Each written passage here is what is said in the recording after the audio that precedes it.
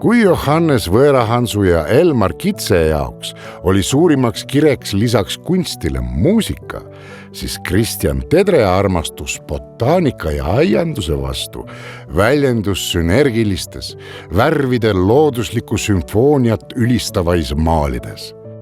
1930. keskel lisandus Tedre käekirja õhulisust ja valgust, mis aitas lilledel endil veelgi rohkem särada.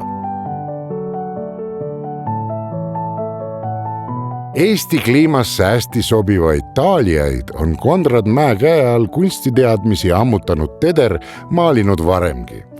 Enamus neist olid tema enda kasvatatud ja seeläbi kajastavad need võimsad taimed korraga nii süvenemist taimede kasvatamisse kui nende ilu nautimise hingeellu.